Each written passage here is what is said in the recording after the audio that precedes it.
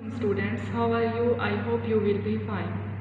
Today we will discuss the remedy pack of subject GK level 1 page number 26. Question number 1. Choose the best answer. जो सही जवाब है उसका आपने क्या करना है, इंतखाब करना है. फर्स्ट पे है जर्म्स इन डैश साइज. जरासीम किस साइज़ के होते हैं? ए स्मॉल छोटे, B big, C large, D none.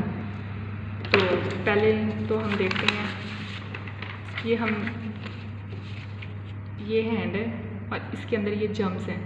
तो आप जाहिर बात है आपको पता चल ही रहा है कि ये इनका साइज़ क्या है, स्मॉल साइज़ के हैं. और ये हमें कभी भी हम अपनी इन्हें आंखों से नहीं देख सकते. इन्हें देखने के लिए हमें माइक्रोस्कोप की ज़रूरत पड़ती है. ठीक है, तो वैसे हम बुक पे भी देख लेते हैं. Open the book, page number 96.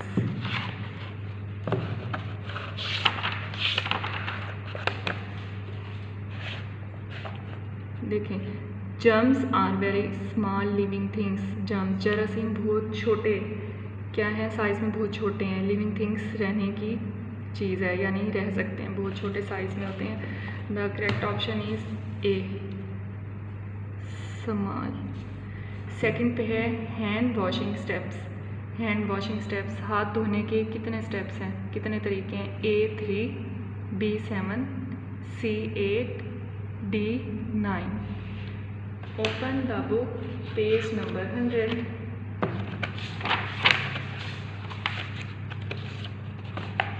ये देखें हमारे पास कितने स्टेप हैं? 8 हैं. फर्स्ट स्टेप में क्या लिया हमने हैंड वॉश, अपने टैप से वाटर से हैंड हमने क्या कर लिए, अपने वॉश कर लिए थोड़े से. बी हमने सोप लिया, taking soap.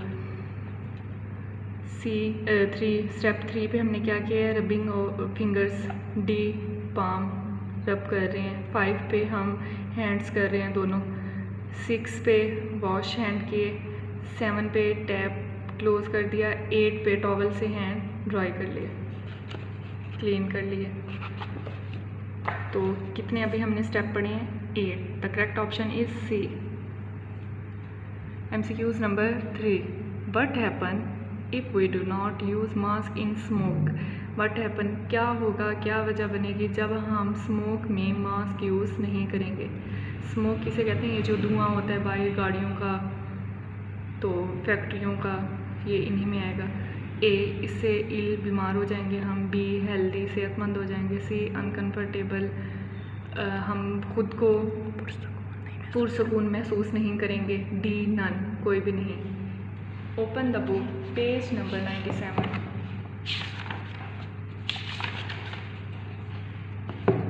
Do not use mask in smoke area. अगर हम स्मोक एरिया में इलाके में मास्क यूज़ नहीं करते, इट केसेस कफ, तो ये कफ की वजह बनती है. अब जाहिर बात है कफ भी हमारी बीमारी में ही है. तो करेक्ट ऑप्शन इज़ ए इल, हम बीमार हो जाएंगे. MCQs number 4. Put garbage in dash. Garbage कूड़ा क्रिकेट को हमें कहाँ डालना चाहिए? ए रोड्स पे, सड़कों पे. बी ग्राउंड में, सी हाउस में, डी डस्टबिन में. तो देखते हैं हम. Open the book, page number 99.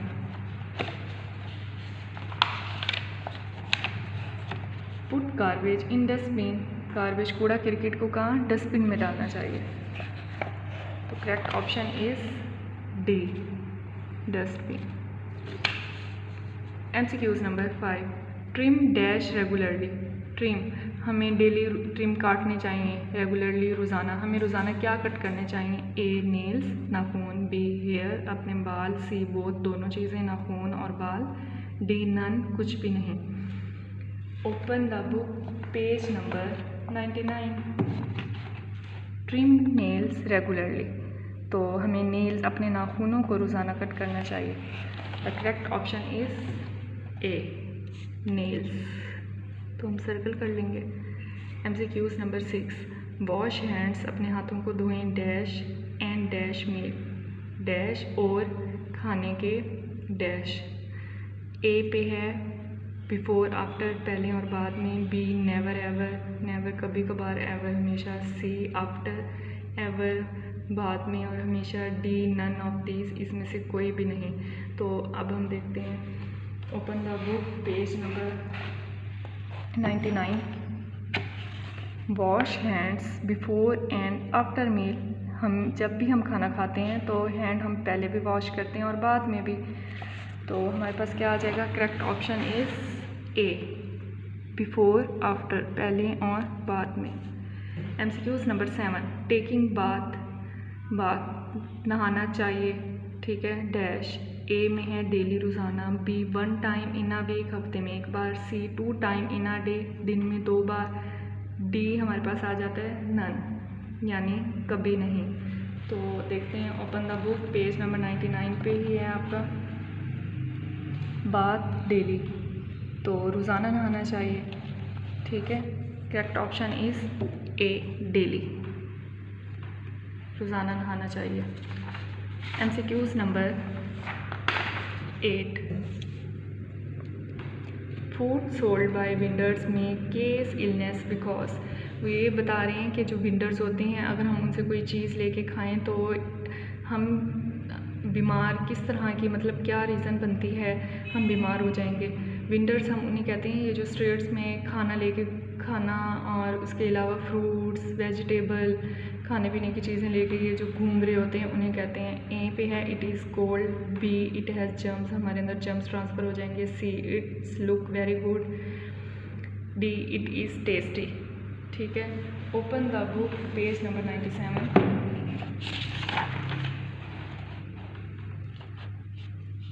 Take food from vendors which is not healthy, ठीक है। अगर हम विंडर से कोई चीज़ लेके खाएंगे तो हमारी सेहत के लिए अच्छा नहीं है, तो ज़ाहिर बात है हमारे अंदर जर्म्स जाएंगे जिसकी वजह से हम बीमार हो जाएंगे।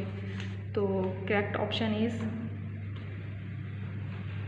बी, इट हैज़ जर्म्स, ठीक है। इनमें क्या होते हैं? जर्म्स होते हैं। MCQs number 9। For working in field people use, field खेतों में काम करने के लिए लोग इस्तेमाल करते हैं। ए car, B bus, C tractor, D cycle.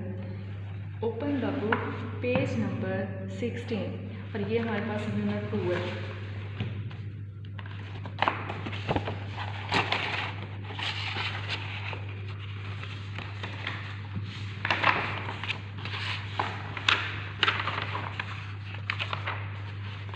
Page number 16। He is working in a field nowadays people use tractor for this purpose. वो ये बता रही हैं कि जब फील्ड में, खेतों में काम करते थे तो लोग इसके लिए ट्रैक्टर यूज़ करते थे।